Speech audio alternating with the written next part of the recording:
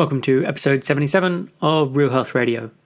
You can find the links talked about as part of this episode at the show notes, which is www.7, all spelled out, so SEVEN health.com/77. Welcome to Real Health Radio. Health advice that's more than just about how you look. And here's your host, Chris Sandel.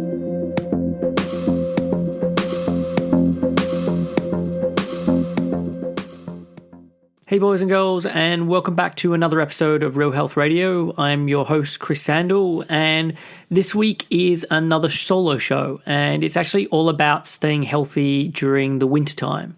And a lot of what I cover as part of this show, I've given at different talks at different offices in London over the last couple of months. I actually wasn't going to release this as a podcast, but some other shows I've been putting together are taking longer to finish off, and so I've just decided to release this one at the moment. And the reason I wasn't originally going to release the episode is because I want all the shows to be evergreen. So whether someone is listening to the show now or in 2 months' time or in 5 months' time, I want it to be relevant. So considering the show is about wintertime, it's probably more relevant to listen to it during the wintertime. And I've tried to circumvent this and talk about ideas that are relevant all year round, looking at preventative things and looking at things that are helpful in terms of supporting the immune system, generally not just in wintertime, but obviously someone who's going to be looking at the title of this show may be put off from listening to it outside of the wintertime.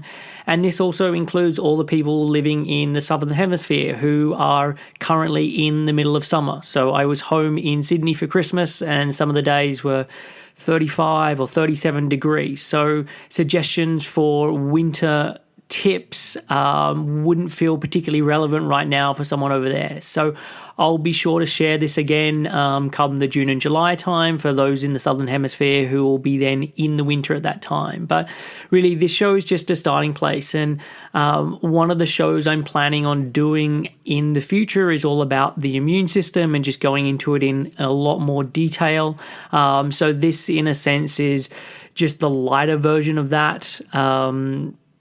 But anyway, I don't really want to put you off the show. There is loads of helpful information throughout it. I just thought I'd explain things up front and say that this was a bit more of a backup because I've been working on some interesting shows, some things that I think you're going to be excited about and that I'm looking forward to bringing to you when they are ready. So before we start the show, I just want to mention or make mention of the fact that I'm currently taking on new clients, and I first announced this about 2 weeks ago, and at the time of recording this show, I'm just about 2/3 of the way there. So I take on clients twice a year, once at the start point and then once again in the June and July time. I work with clients for a period of 5 months where we have a consult for an hour every 2 weeks. And I have clients all over the world and do consults via Skype and via FaceTime. So even if you're not based in the UK like I am, it's not a problem. And majority of my clients are in the US or Australia or Canada or Germany or Italy or Spain or just other places in Europe or around the world that isn't the UK. So before working with anyone, I will always have a free initial chat with them, and this will last for 40 or 50 minutes. And this allows me to find out about their background, about what's going on, what they're wanting help with.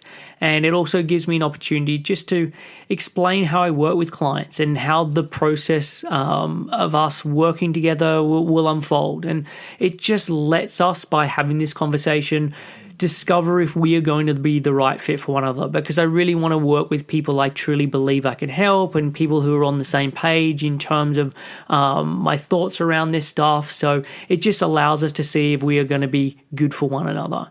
So if you're interested in finding out more, you can head over to www.7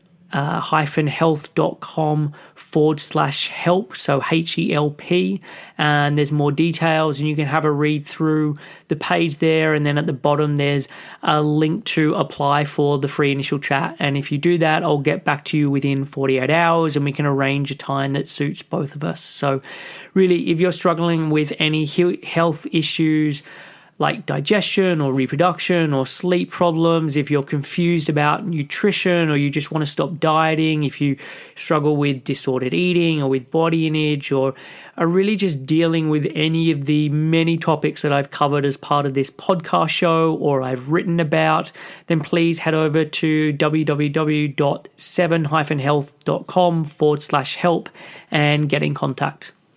So with that out of the way, let's get started with today's show. So winter is a time that people often associate with coughs and colds and the flu and just getting ill. And it's probably the case that is happening more often than any time of the year. So a lot of today's content and what I'm going to go about or look at is going to focus on the immune system, a little about how it works, and then certain foods to support it, as well as other things.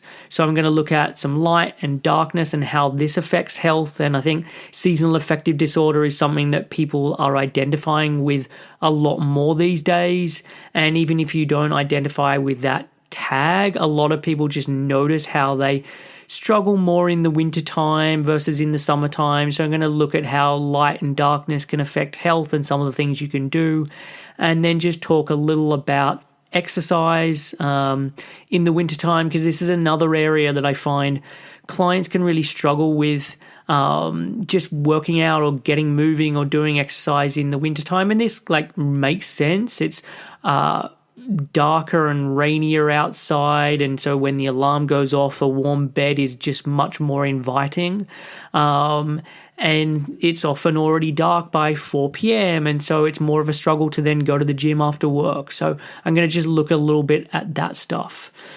So I guess to start off with, I just want to deal with a little bit of a myth, which is about getting colds in the wintertime. So maybe you as a young child, or you've heard this before, that you need to rug up in the wintertime because if you get too cold, you can then end up getting a cold. And we often think about catching a cold because we, say, forgot to put on a scarf or a beanie, or we just didn't rug ourselves up. And in fact, if you look at the name influenza, it was derived from the original Italian name, which is Influenza di Freddo, which means influence of the cold. But despite this, you being cold isn't really the reason that you get sick. And it's not to say that you shouldn't rug up in the wintertime, because you should, as most people don't like feeling cold. But it's not really the reason people get sick. And there's actually multiple reasons why you're more likely to get a cold or the flu in the wintertime. And the first reason is that we get more ill during the wintertime because we are indoors so much more of this time. And not just indoors, but indoors with all the windows closed down and with pretty poor ventilation. And this then creates the perfect environment for harboring germs. So all it takes is for one person to get a cold and then they start sneezing or spluttering, and then that lack of ventilation allows the germs to stay in the air and on surfaces for a lot longer. And it's not just at work. Think about how many people are, say, catching the tube or catching public transport in the wintertime because it's now no longer pleasant to ride outside or to walk. And so everyone crams onto public transport. And I'm not telling you this to make you fearful of catching the tube or public transport or even going into work. It's often that these things cannot be avoided, but it's just one of the reasons why a cold or a flu is more common in the wintertime.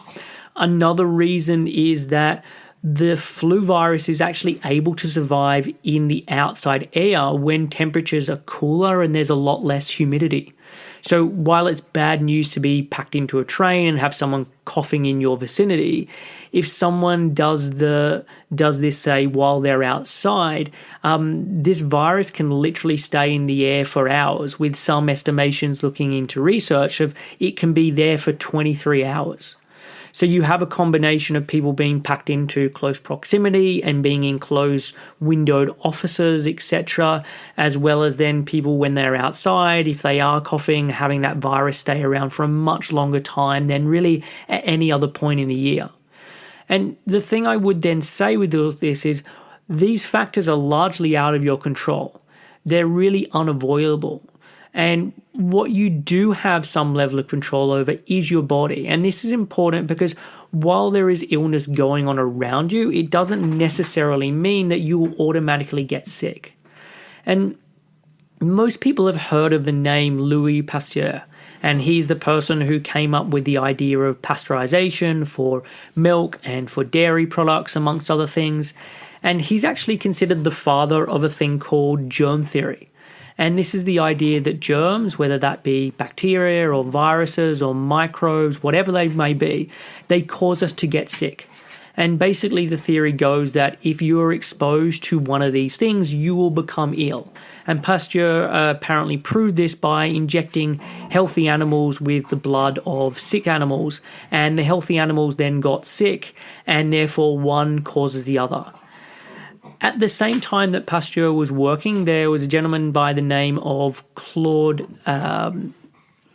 Bernard, and he was also a scientist. And he disagreed with Pasteur's theory. He believed that germ theory was looking at health from the wrong angle. So while germs may be involved in making us sick, it's like half of the story. And he believed that it was all about the terrain. And by the terrain, and what he meant by that is about the health of the body.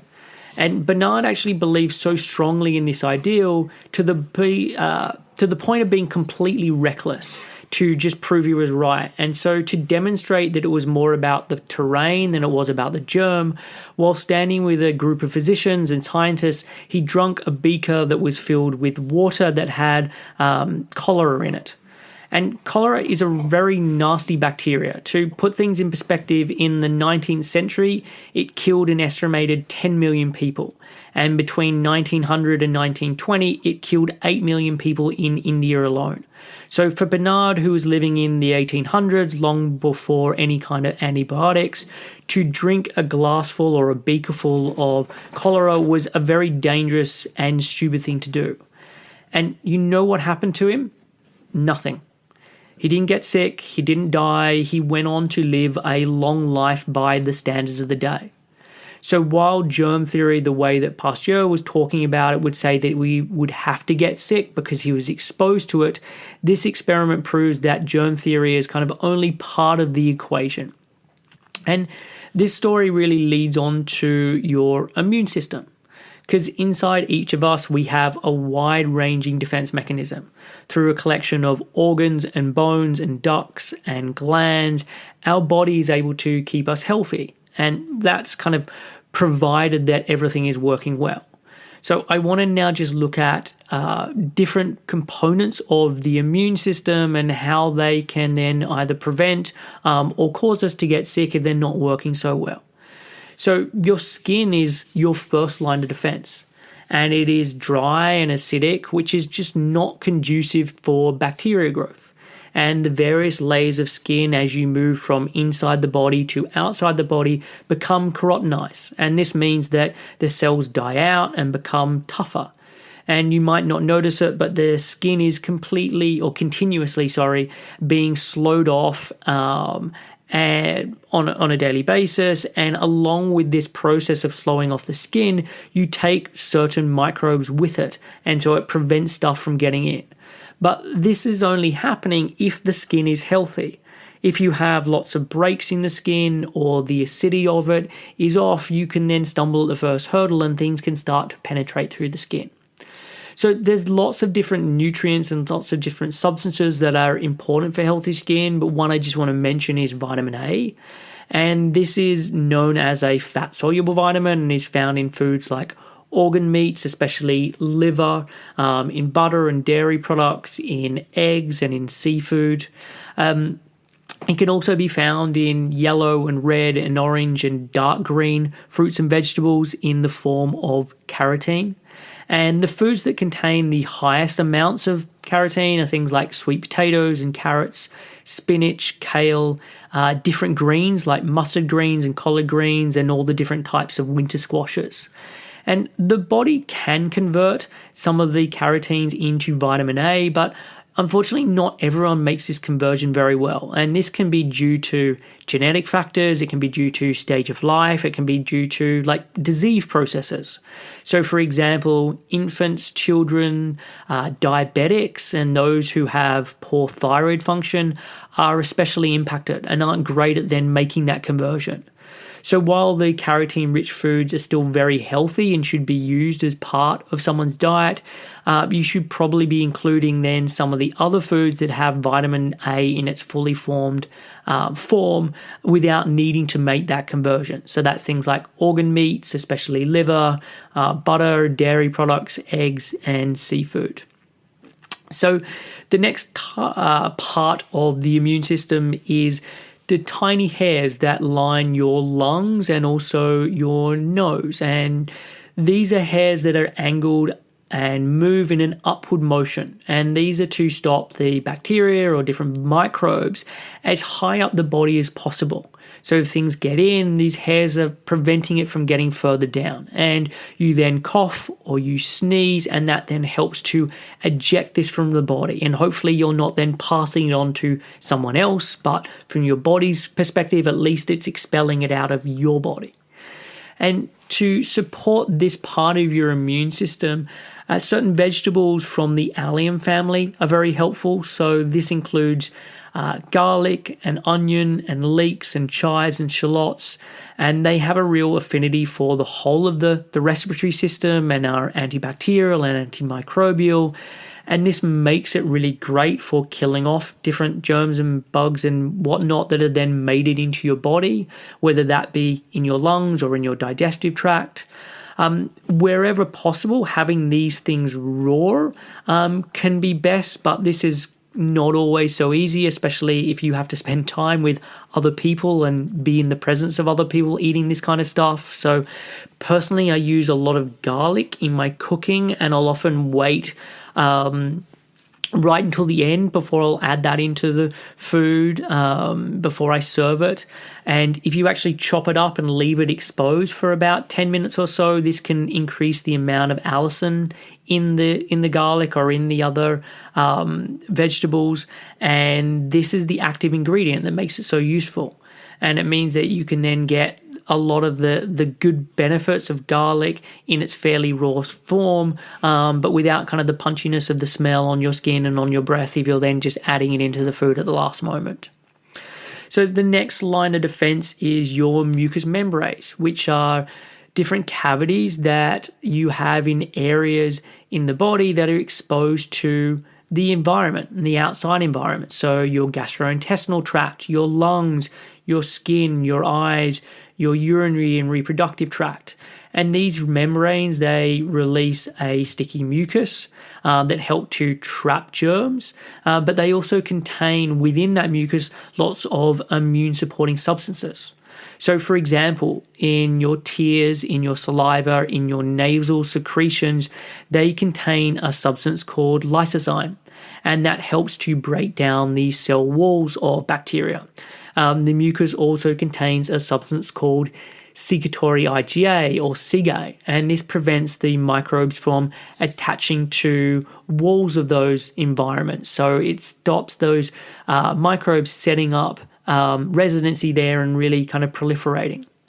So some suggestions with this, like taking time to eat your food is a simple way to increase the production of saliva in the mouth, and being in a relaxed state when you eat is actually important for your digestion across the board, not just for like mucus and saliva production, but doing this will help from an immune perspective.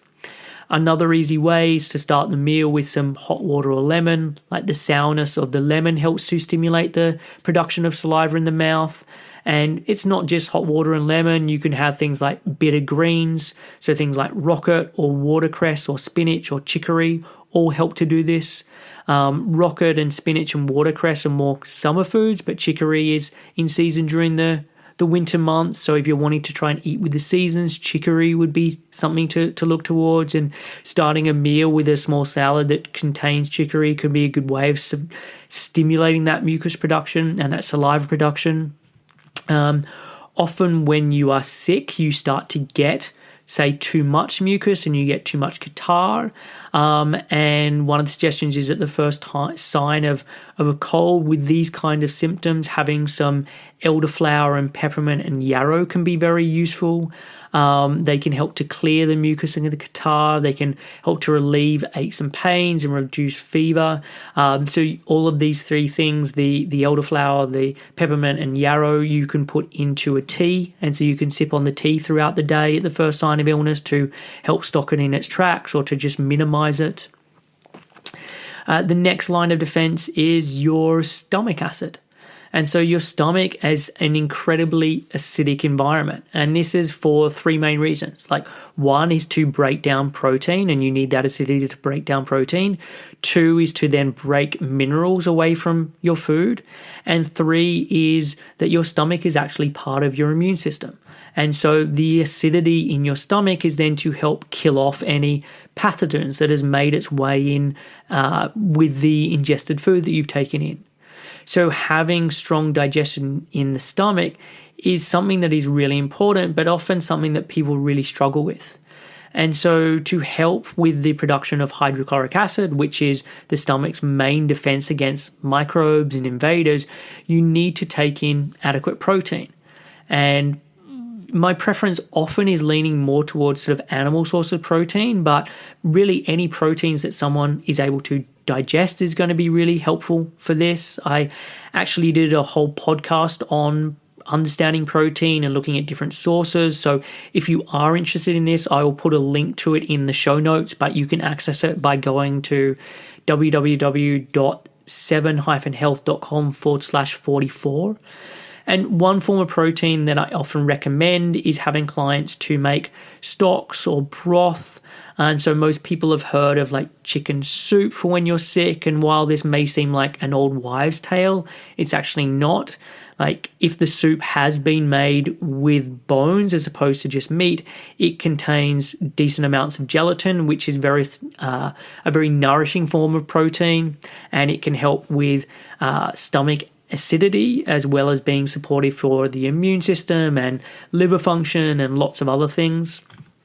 And not everyone has the time to make broth, especially if the time that you need broth is the time where you're lying flat on your back and you're feeling knocked out because you've got a cold. So I have clients use a product called Great Lakes Gelatin, and they actually do two different types. There's one in an orange tin and there's one in the green tin. If you go for one in the green tin, this is the powder that then dissolves in hot and cold liquids. So it won't turn into jelly, it will just dissolve, and it can be added to really any liquid. So you can have it in tea or coffee or to orange juice or putting in some yogurt or whatever, anything that has some liquids in it, it allows to dissolve. And it's not going to have the added vitamins and minerals that you're going to get from the broth, but it does have the protein that is then going to be incredibly important. Back to the stomach acid, and to help with the production of stomach acid, apart from just protein, your body needs adequate amount of zinc and also B vitamins, particularly B1 and B3 and B6. For good amounts of zinc, foods that are the highest sources are a seafood, particularly oyster and scallops. Crab's pretty good. Meat is a very good source. Eggs and cheese. Nuts and seeds can be okay, and some of the whole grains, but they're on the lower side of things. In terms of B vitamins, I mean, these are really found in lots of unprocessed foods. So if you can be having good amounts of fruits and vegetables and meat and fish and beans and that kind of thing, this will help in terms of your B vitamins. Spices added to your food can also be helpful for digestion. So things like ginger and cinnamon and cardamom and coriander and clove, nutmeg, turmeric, and black pepper are all fantastic for digestion, while at the same time being helpful for immunity. And a lot of those spices I just mentioned, you probably naturally associate with Christmas time or like the colder months of the year. So they serve that dual purpose of adding very nice flavors, as long as you like those different spices, but nice flavor to a food, as well as supporting someone's immunity. And one thing I want to mention with all this is that you also should be eating foods that are appropriate for the seasons that we're in. And this doesn't mean that you have to eat everything that is local and seasonal. I'm not sure if you can hear that in the background. My dog is scratching and then making yawning noises. But yes, as I was saying, like you don't have to have everything be local or seasonal, but as least as much as possible, you want the types of meals to feel like it matches up somewhat with the outside environment. And so often when I'm looking at clients and what they're doing and I'm going through their logs, in the wintertime, if I was to just guess what time of the year it was purely from looking at what they're eating, I would think it is boiling hot outside, or they are living on some tropical island. They're having lots of green juices, they're having lots of green salads, they're having lots of raw food, and a lot of what they're eating is just feeling very cold and very cooling. And in the wintertime, you should be having more hearty foods. You should be having things that are more warming and we associate more with comfort eating. And I don't mean comfort eating in terms of junk food. I just mean comfort eating in terms of the types of foods that you associate with a winter's day or rain outside that are going to be nice and warming and hearty. And I know these days we are less impacted by the cold weather than previously because we spend so much time indoors. We spend time in environments where we can impact on what the temperature is.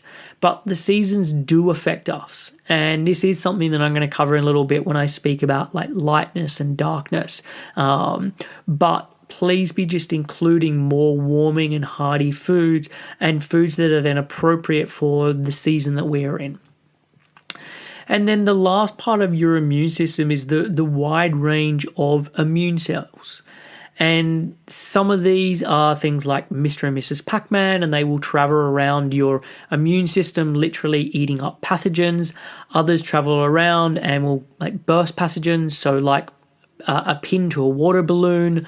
Other will cover the pathogens in a certain substance so that Mr. and Mrs. Pac-Man can come around and we'll head over and we'll want to eat them up. Some of the cells within your immune system can learn information about the different invaders that can then better equip you for fighting them off in the future. They can capture invaders, they can study them, and this can lead to either specific cells which are best for killing them or cells that produce antibodies that can help neutralize them so that the immune system can better fight them. And this is actually something I'm going to go into much more detail when I do the show all about the immune system. But one thing I just want to mention with this is that often people talk about boosting the immune system, and I think this can, in some people's mind, imply having higher and higher amounts of certain immune cells or certain numbers, and this isn't necessarily the case. And what you really want with your immune system is one that is functioning well, one that raises the right level of response that is appropriate for whatever is going on. So while you don't want an immune system that is completely lax and is missing things, you also don't want it pulling out the big artillery for very minor problems or to start attacking your own healthy tissues in the case of something like an autoimmune disease. So when you hear the phrase boost your immune system, the word boost is probably more talking about boosting competency than the specific numbers, although there would be times when it is talking about increasing specific numbers. So if I'm looking at certain foods that we can be using to help in terms of immune function, mushrooms can be very helpful in the production and the function of your immune system. So rather than just like normal button mushrooms, getting a wider variety of things that you can eat. So things like shiitake and reishi and oyster mushrooms can all be fantastic. Using these regularly when making soups or any meals where it would feel like it would work. I know, like if I go into London or to really good food markets, there's often places where you can get a real great range of mushrooms. So I don't know where you are in the world, but hopefully you can find somewhere that gives you a real good option in terms of different mushrooms that you can buy. Glutathione is a substance that is incredibly supportive for the immune system. And this can be particularly helpful when someone is sick for helping with lung symptoms, but it can also be helpful all around. And glutathione is your body's own master antioxidant, and it's composed of 3 amino acids, which is cysteine, glutamate, and glycine. And amino acids are the breakdown product of protein, so it's what protein gets broken down into. So really foods that contain these amino acids, so foods that contain good amounts of protein, can potentially help to raise your glutathione levels. There are certain foods that already contain glutathione fully formed. So when you then eat those foods, some of them or some of it will be broken down as part of digestion, but some of it will still stay as glutathione.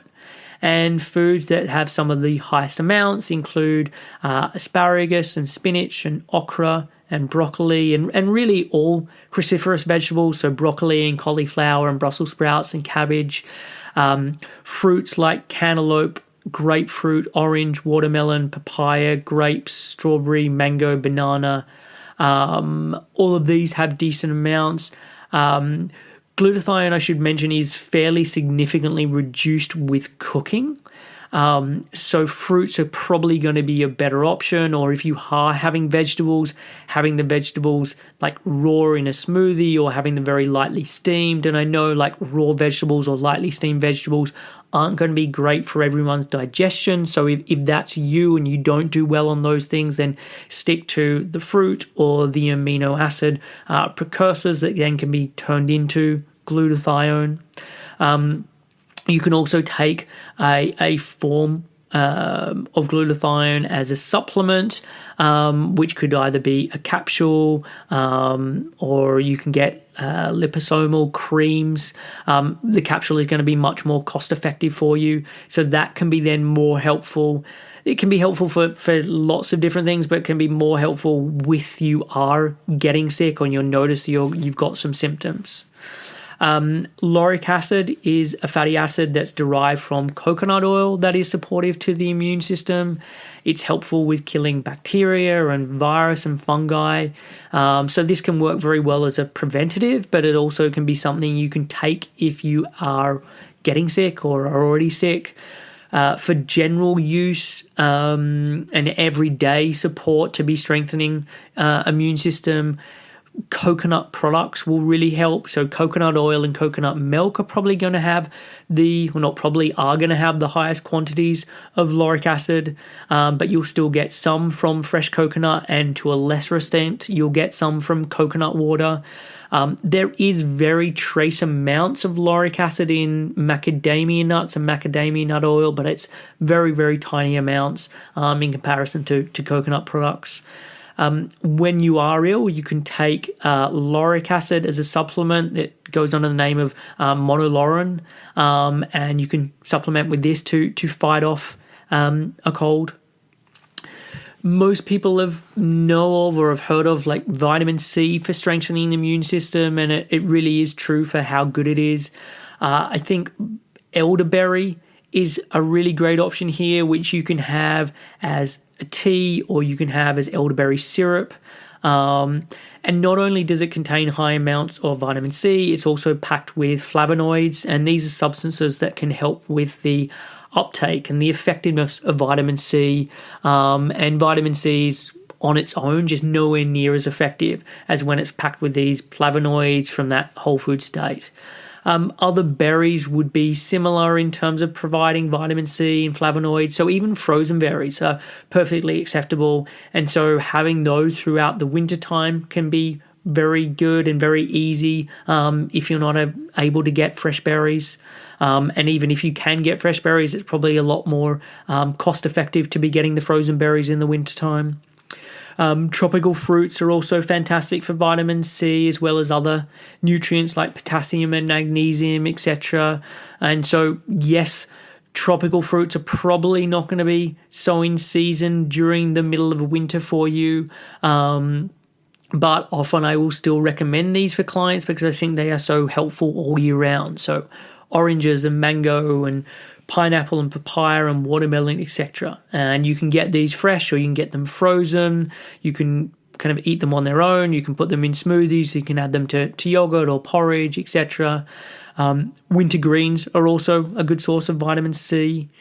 A lot of our immune system actually resides in our gut, and it's there, it's trained, and it proliferates in that area. So having things that support good digestive health can be really helpful for supporting the immune system, or having foods like probiotic foods or prebiotic foods can be helpful for this. So foods that come under the banner of probiotic foods would be sauerkraut and kimchi, natto, miso, kombucha, yogurt, kefir, and then some of the microalgae. Foods that fall into the category of prebiotics. So these are foods that stimulate your own gut bacteria to enhance their own numbers themselves, as opposed to just having that bacteria appear in the food. That includes Jerusalem artichokes, garlic, onions, leeks, asparagus, chicory roots, dandelion greens, barley, oats, burdock root, yuccan root, jicama root, and then also bananas.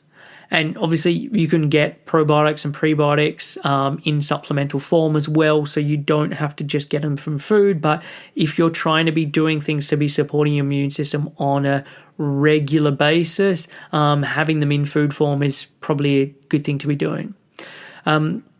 Zinc is another important nutrient for your immune system, and I've already talked about it in the section on stomach acid, but it's helpful outside of this role and in helping the immune system. So the foods that I mentioned there are also going to apply.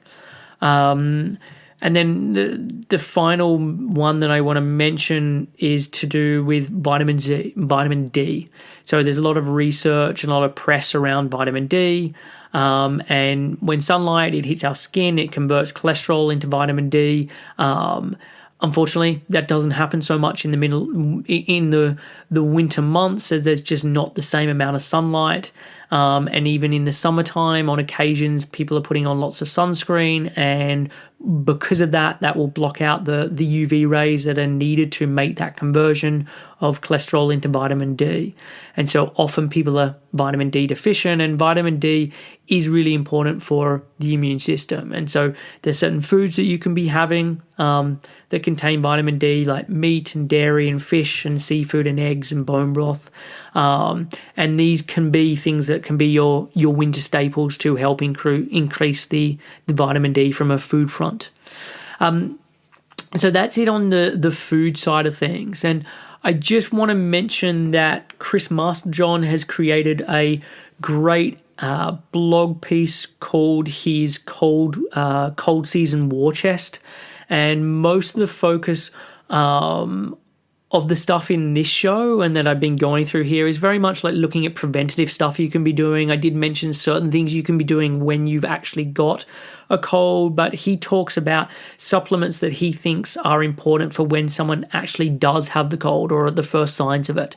So there is some overlaps with the ideas that we've gone through, and he's included some other things that I haven't mentioned. So I'm going to put a link to that article in the show notes, and I highly recommend checking it out. And he puts in there his preferred forms of supplements and which ones he goes for, and a bit of rationale behind that stuff. He also did an incredibly detailed show on zinc and immunity, which I'm going to also include in the show notes. And it looks at the best zinc lozenge to take at the first sign of a cold, and explains why it's effective if you get the right type, and explains the different research behind these claims. And it's a really well put together show, and it's definitely on the nerdier side of health and nutrition. But if you're into that kind of thing, then I definitely recommend checking it out. And if you are getting a cough or a cold, then I recommend checking it out just to get the link for the lozenge that he recommends, because with everything he talks about, it sounds like the thing that you should be taking, and it can really stop things in its tracks. So just a slight aside, a lot of the research about the common cold was done in the UK, and it was carried out by the Common Cold Unit of Medical Research Council in Salisbury, and this actually started back in 1946. And you would actually could apply to go to this unit for 2 weeks, where you would get this all expenses paid holiday to hang out in the countryside, and you'd fill out a questionnaire about your life and how stressful it is, and they would then spritz your nose with either a placebo or a cold-causing virus, and then you would just see what happened. And on average, there was about a 1 in 3 chance of getting sick, while the rest of the people just got a very nice, relaxing 2-week break while they were being paid. And people used to compete for slots for this to be volunteers, and couples would used to go there on holidays together to the unit. Unfortunately, due to spending cuts, the unit was shut down back in 1989. But if this does sound like something that interests you, there is something called Flu Camp, and this is in London and also in Manchester, and the studies will typically last somewhere between 10 and 14 days, and you stay on site in these purpose-built ensuite rooms where you're compensated. I think you're compensated for up to like £3,750. This time round, everyone is quarantined separately, and so you can no longer go with a partner, but you stay in a room that has a big TV and a PlayStation, other comforts to make your stay enjoyable. And I'm by no means saying that you should go off and do this, but just wanted to let you know that it is something that can be done. So if you Google Flu Camp, it will come up with the information about it. But I mentioned before about vitamin D and how important it is in terms of immune function, and just why getting sunlight onto our body is important for vitamin D production. And sunlight and darkness and seasonal affective disorder, these are all things that are associated with winter time, and vitamin D is kind of only a small reason for sunlight's importance. And really, one of the most underappreciated things that affect our health is light. And this is largely to do with sunlight, but given the amount of time that we now spend indoors, and that we also use lights in the evening time after the sun is set, and this can include lights in your house or in your office or from screens and tablets, etc., it is something that needs to be having more focus on it. And it is something I've dealt with before in a podcast where I looked into this in a lot more detail. So if you're interested in it, you can go to www.7-health.com/52, and I will be putting it in the show notes. But I do want to just go over some of what I cover as part of that show, albeit much more briefly, because it does pertain to the topic of staying healthy in the winter month, and it can then just mean that this podcast is complete within itself in regards to that. So light can be broken down into different spectrums. So different types of light spectrums have different effects on the body. And so I just want to mention some of the different types and what they do. So first you have UV light, which stands for ultraviolet. And one of the most important things we need UV light for is for vitamin D production. So UV light hits the skin, specifically UVB light. It converts cholesterol through a many-stage process into vitamin D. It also creates a substance called cholesterol sulfate. And both vitamin D and cholesterol sulfate have numerous roles to play in the body.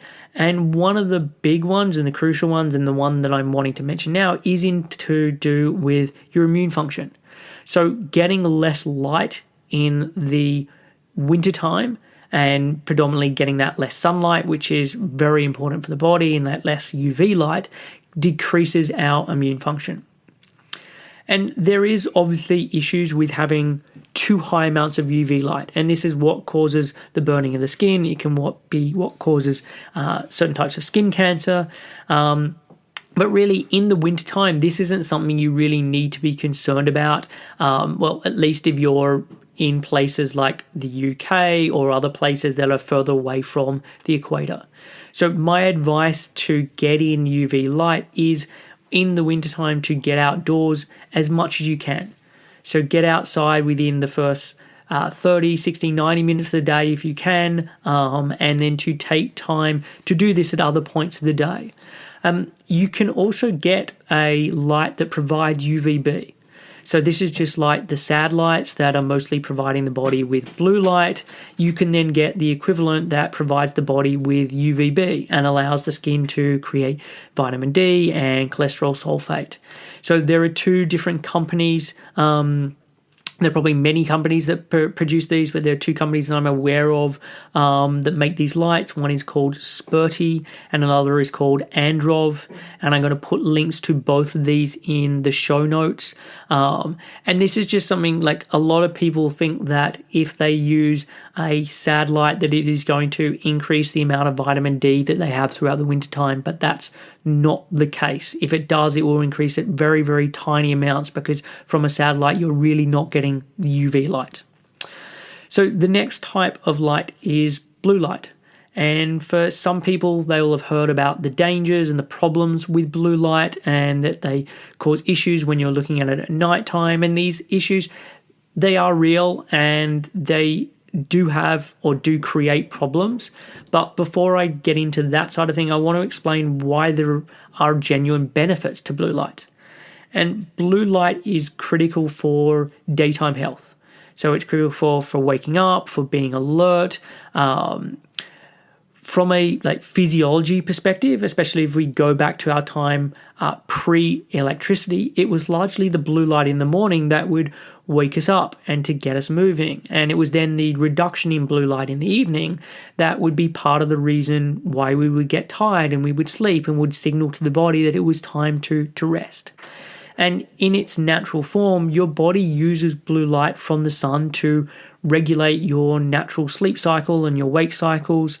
It's the light source that is crucial in regulating your circadian rhythm, which is the 24-hour body clock that we follow in terms of different organs and systems and hormones being at different points of the day. And so blue light is largely the conductor of that circadian rhythm orchestra. And so blue light during the day is really important, and it helps with being awake and alertness and feeling energized and with memory and cognitive function and with mood. And typically when people are suffering with SAD or seasonal affective disorder, or just feeling like they're struggling a lot more in the wintertime, part of this is due to a lack of light during the day, and a large part of that is due to a lack of blue light during the day. So having SAD lights and dorm simulators, so that's a light that turns on in the morning time or turns on whenever you want to set it and kind of recreates a rising of the sun in the room that it's in. These are then going to be really helpful with providing the body with blue light. And this makes them really effective to use first thing in the morning to then help to get you going, but also during the daytime. But during the nighttime, you really want to avoid blue light, and it really does have some drawbacks.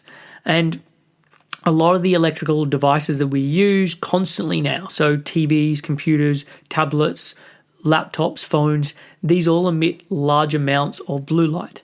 And even the light bulbs that you have in your house, like years ago, they were incandescent bulbs. They would have emitted a lot less blue light. They were much more in the red light spectrum. But with fluorescent and LED lighting and all the energy-saving bulbs, a lot of the source or a lot of the light spectrum is now in that blue light.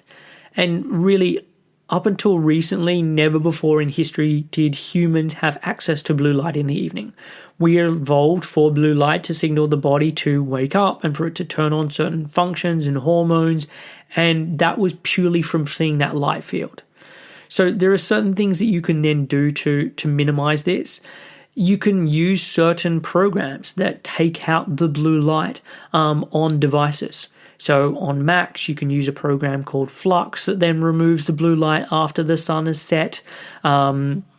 You can get different ones for PC. For your iPhone, you can set, there's now a nighttime setting, so you can set it so that after a certain time, it shifts so it takes the blue light out of the phone or out of the iPad. And I believe there's the same things for Android phones and Android tablets that you can do this. One word of warning for graphic designers, like if you are designing at nighttime, then don't be using Flux because it messes with the colors. And so when you go into work the next day, it will look completely different and it won't look how it looked like the night before.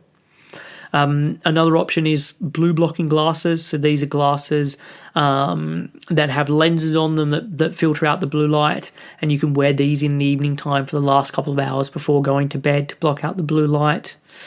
And I just do want to add that blue light in nighttime or at nighttime can be damaging, but you do really want to be getting good amounts of blue light throughout the day.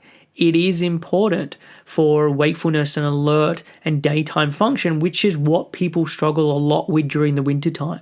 So getting in as much light as you can, as early as you can. So I mentioned in the first 30, 60, 90 minutes of the day, getting outdoors or getting light in. If you can do this for 30 or 40 minutes, it's great. If you can be going for a walk and doing this outside, it can be really helpful. If you can't get outside because it's rainy or it's grey, using something like a SAD lamp or a UVB lamp first thing in the morning would be really helpful. And then just periodically throughout the daytime, spending time outdoors, even if it's just like micro breaks where it's 5 or 10 minutes. Because with all of the light spectrums, not just blue light, it's going to help the body to function. And we evolved to spend our lives outdoors, not to sit inside under fluorescent lights or in situations where there's no window even looking outside. So just trying to get lights in as much as possible. The final light spectrum I want to mention is red and near infrared light, and these are two different types of light, but they're next to each other on the light spectrum, and they have a similar effect on the body, and they're often researched together. So a lot of the research kind of clumps them together, so I'm just going to talk about them together here. And red and near infrared light, incredibly important for energy production in your cells. So inside each and every one of your cells, you have a mini organ known as the mitochondria. Some cells will have just one, some cells will have like thousands of them. And the mitochondria is often described as your cellular power plant. So it's the place where your cells produce energy. And this energy is then used for all of the different functions that your cells have to do to keep you running and to keep you alive every day. And sunlight actually stimulates your mitochondria to make more energy. And the sunlight, it penetrates through your skin and into your cells where it stimulates an enzyme in the mitochondria to increase energy production. And this means that if you eat the same amount of food in the wintertime and you eat the same amount of food in the summertime, your body will actually create more energy from it in the summertime. And this ties in earlier or with the comments that I made earlier of why we need to be having more kind of warming and hearty foods in the wintertime, because we actually need to get more calories in at this time of the year because we're not able to create as much energy from it. And of all the light spectrums, the one that then has that effect and the biggest effect of getting into our cells and stimulating that process is the red and near infrared light. So often I'll find that clients will complain of poor energy in the wintertime and feeling really sluggish, and this can be happening for lots of reasons, but red and near infrared light can be a way of like reversing this or at least minimizing this. It can be helpful for the red and near infrared light to help the body with repair and regeneration and reducing inflammation within the body, so supportive for the immune system that way. It can be helpful against different types of diseases, and a lot of this is to do with how it impacts on the immune system. It helps with muscle repair, and so this can be whether you've had some trauma or it's just sore muscles from exercise. Red light can be helpful. And it has a beneficial effect on our hormones. So it can suppress the release of certain stress hormones like cortisol and adrenaline. And it can also increase the production of hormones associated with youth. So hormones like DHEA and progesterone and pregnenolone. So if we are to look from an evolutionary perspective, like what was the light that we would have in the evening time? It would be fire. And fire provides the body with a lot of red and near infrared light. So our ancestors would sit around a fire for a couple of hours in the evening time before going to bed, and this would have a beneficial impact on sleep. And this is even more important in the wintertime because stress hormones like cortisol can start to rise more in the presence of darkness. So if the sun is going down at 3 or 4 p.m. because you're living so far away from the equator, and then it's not rising until 7 or 8 p.m., this is a really long time to have complete darkness floor, and it's a really long time to then not be getting any of the red light in, and so you can be then getting higher amounts of cortisol just because of the darkness. So having red light from, say, fire or from some other sources after the sun sets in the evening time can then really help with this. So this is something to keep in mind for yourself. And using dawn simulators and satellites can be great during the daytime, but having more of the red light and near infrared light can then be really helpful, especially in the wintertime, especially in the evening time. So there are a couple of suggestions of how you can do this during the winter. So the first is you can make your own lamp. You can purchase a 250 watt incandescent bulb, and you can get these in red or white. And you want to then get a chicken light or a brooder light or a heat lamp, and all of these are the same thing. They just have different names, and they're actually used normally for growing things, so for growing plants or for growing baby animals like chickens. And you want to get the bracket or the lamp for this because the bulb is 250 watts. And if you put a 250 watt bulb into a normal light socket, you're most likely to blow the socket. You could start burning things down. An alternative to this, there is a light box called the P300 light by Platinum LED. And this was something that I learned about from Ari Whitten in his Energy Blueprint program. And I'll put a link to the product in the show notes. And if you are ordering it, you want to request from the manufacturer that they set it up with bulbs that are 660 nm. So that's the specific light spectrum that you want it to be in. This doesn't come as standard, so it needs to be asked for. But the P300 is a really effective red light source. And so you can then use this thing, the P300, or you can be using the chicken light as an alternative in the evening time for your lamp, so that you're just having it on in the house, or you can then be using it more as a therapeutic tool and exposing the skin and doing the equivalent of light therapy with it. So in those situations, you have 15 minutes where you're lying down on a bed with minimal clothing on, where you're shining the light on the body, and you want it to be close enough so that the skin's getting the light but not so close that it's burning it. And then over a period of time, you can increase that from 15 minutes to 30 minutes and increase it further. Or you can just have these lights also sitting on while you're working throughout the day. There's no reason you can't use red light during the daytime. And the final option would be for like red and near infrared is to have a sauna. And you can find a spa near you that will offer this, but you can also do it at home. You can get a very simple one on Amazon that I'll often recommend to clients, where it's a portable infrared sauna that you just sit in. It kind of looks like you're sitting in a tent with your head out the top, which kind of looks pretty weird, but is effective. And so lots of clients have found this to be hugely beneficial for their energy and for their mood and just for feeling better through the winter time.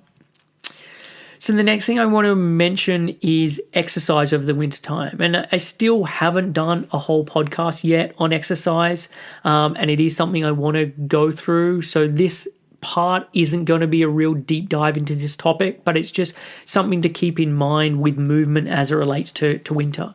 So exercise or just simple movement is crucial for health. And it can be easy to get bogged down in the details of what is the best thing that I should be doing? Like, should I be doing spinning, or should I be doing weights, or should I be doing high intensity interval training or swimming or whatever? And the simple answer is that you should be doing any of these things. And really, the way that you should be picking which activity to be doing is the one that sounds like it is the most fun for you and the one that you are going to be doing more regularly. And I try and get people to break out of the narrow thinking about exercise. Like, if you like to walk, go walking. If you like ballroom dancing, do ballroom dancing. If you like indoor rock climbing, go find a rock climbing center and do it. And really, the most important thing is that someone is doing it more than what they're actually doing. If someone can be doing something regularly, that is the most important thing. And this is really important in winter, because this is often a time when people exercise less. And this makes sense because it's cold and rainy and people often feel like they just don't want to be doing it. But if you can find things that you genuinely love doing, that you aren't just doing because they are healthy, in inverted commas, or you aren't doing them because of some end goal in terms of creating aesthetic, but you're doing them because you genuinely enjoy doing them, there's this intrinsic motivation, then it's more likely you're going to keep up doing them. So if you want to know like what is the best exercise to be doing in the winter, largely this is about finding things that you love doing that you don't even think of as exercise. You just think of it as fun, and you will then continue to do it. And exercise and movement is also important for your immune system. And this is largely for lots of reasons. But one of the reasons I want to mention is to do with your lymphatic system.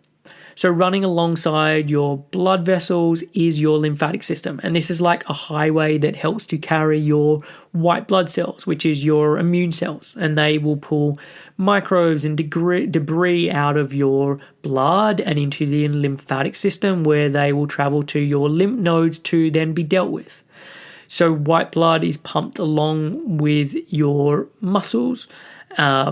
Sorry, not white blood, while your blood is pumped along with your muscles, with the muscles in the arterial wall, your lymphatic system doesn't have this luxury. And it doesn't have any muscles to move it along, and it relies on the movement of your body to help to pump it and to move things around. And this is why exercise, and even something as simple as walking or yoga, is so beneficial for your immune health. So if over the winter month your exercise starts to drop down, you still want to be keeping up certain levels of movement to help with that lymphatic system. And I know for me personally, I have a dog, and so I have to be outside walking her regardless of the weather. And this does get me out of the house way more than I would do on my own accord.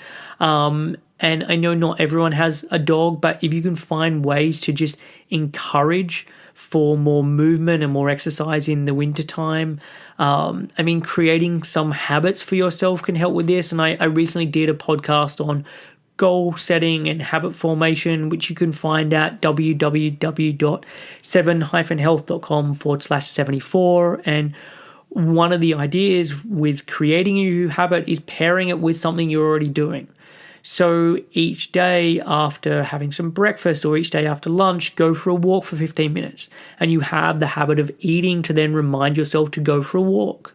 Or you do some stretching when you come in after work or after you have a shower. So you can follow a yoga app, or you can just do it on your own if you don't need any guidance and do 10 minutes or 15 minutes of stretching, but using that coming in from work or having a shower in the evening to be the habit that then reminds you to do the habit of stretching or yoga. And obviously these are really simple examples, and maybe you already have stuff that you're doing and you already have a routine in place. But if you are struggling to commit or to create a regular schedule, then I would suggest listening to the podcast on goal setting and use this for the basis of creating that routine. So that is it for this week's show. I hope this was a useful in-between episode. I know I've mentioned lots of links, and these are all going to be contained at the show note for this week, so you can check it out. And the show note for this show is www.7-health.com/77. And I will be back next week with another episode.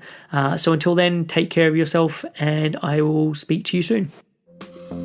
Thanks for listening to Real Health Radio. If you are interested in more details, you can find them at the 7 Health website.